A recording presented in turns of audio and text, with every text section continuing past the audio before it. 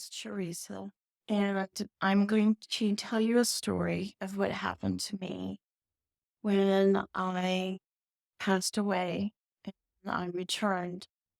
And it's called a near death experience.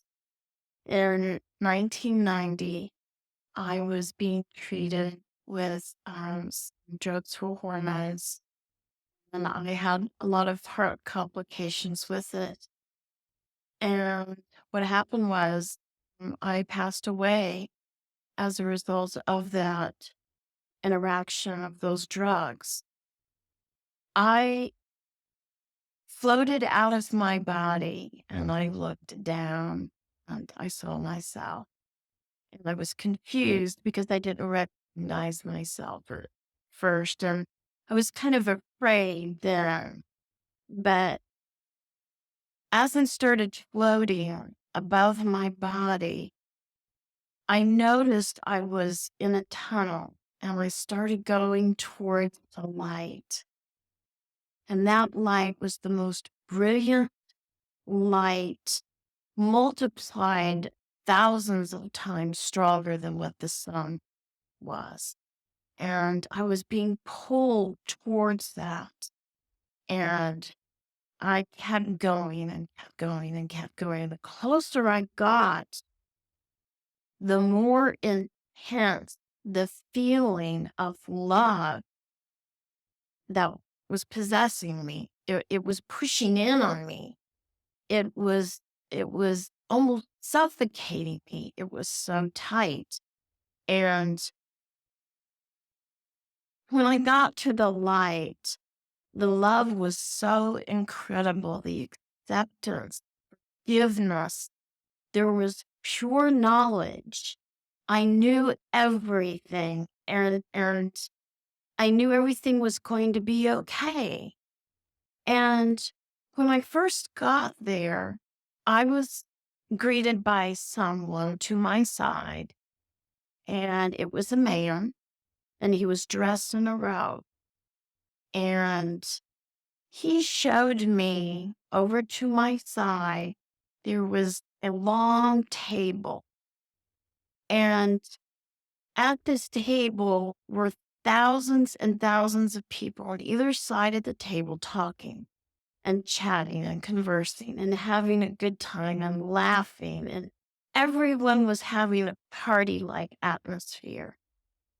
And I remember when I looked at the table, instantly one person turned and looked straight at me and caught me in the eye. And it was my grandmother. And she said to me, she goes, "You can't stay here. It's not your time yet." And I instantly said, no, I'm not leaving. I'm staying. I love it here. I'm accepted here for what I am. I'm forgiven for everything I'd ever done. And I did not want to leave for any reason.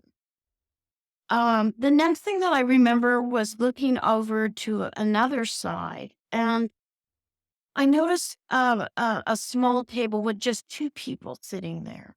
And I didn't quite understand what was going on over there because the conversation wasn't the same as the big table. The smaller table, it was almost like an argument was going on between these two people. And I asked the man that was with me. And when I say I asked, you don't talk like you're speaking, like I'm talking to you right now. You speak in a way of what I believe that we call telepathy. You know what the other person is saying, and you converse that way. And I asked him, I said, "What is going on over here?" And he told me, "That's an angel speaking with that man, trying to get him to stay here with us where we're at." And there was nothing more said about it, but in my heart, I felt like that man had died, and that angel was trying to get him to stay here with us. I can't say I understand the whole meaning of that, but that's what I felt was the situation. The next thing that happened to me was I asked to see the Christ, whom I address as the Christ. It may be your higher spirit, your guardian angel, whatever, but to me, it was the Son of God. And instantly, this love that I felt intensified millions of times over. And there was another man standing next to me, and I knew immediately it was Christ.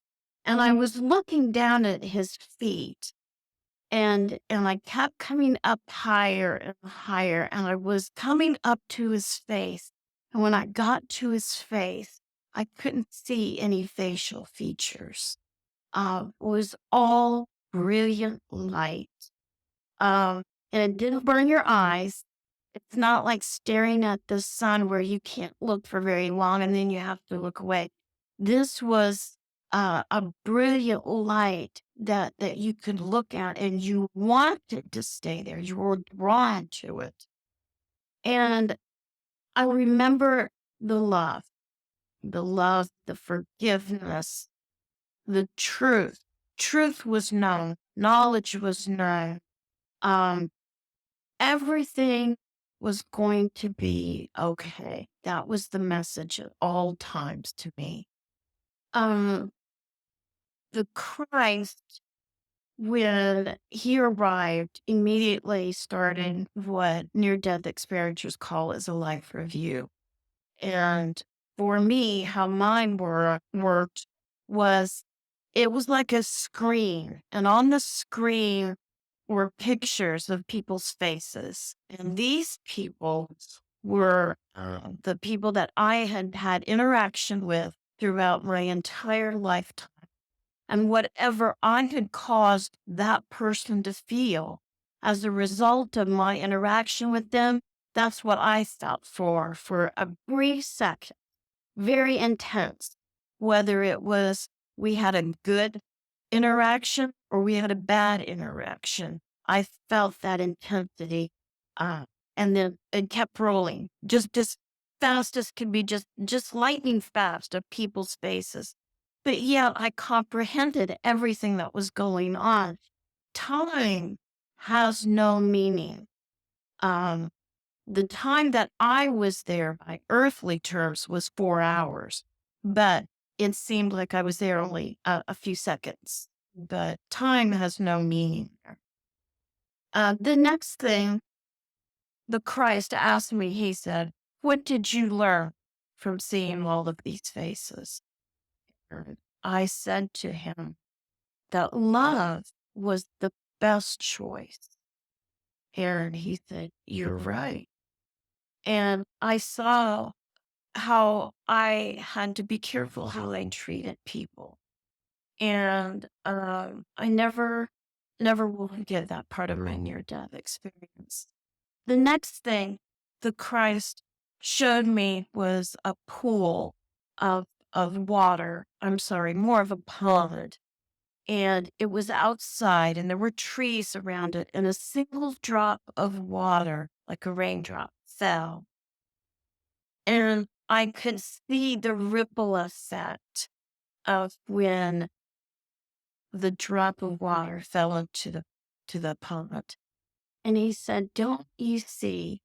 Your actions are just like the ripple effect in that pond. Everything you do not only affects those people, but it affects those that ripple on and further out and further out and further out.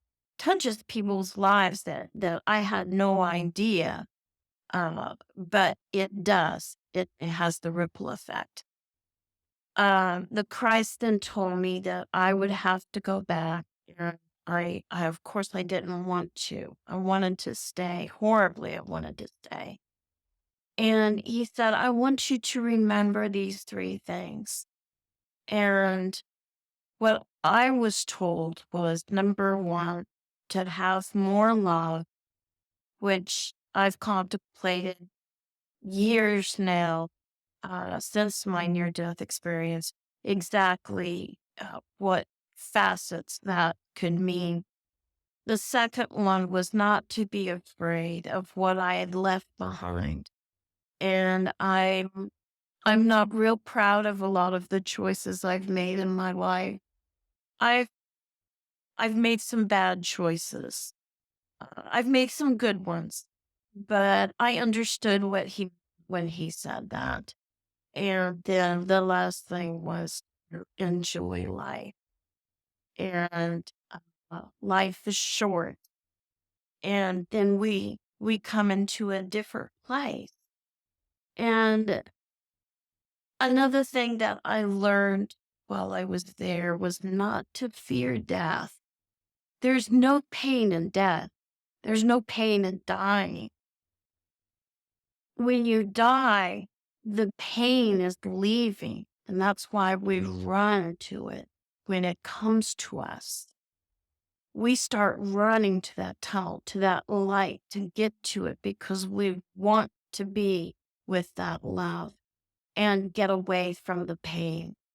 And that's why there is no pain in death. And that's my experience. That's how I experienced it in 1990. And that's the end of my story.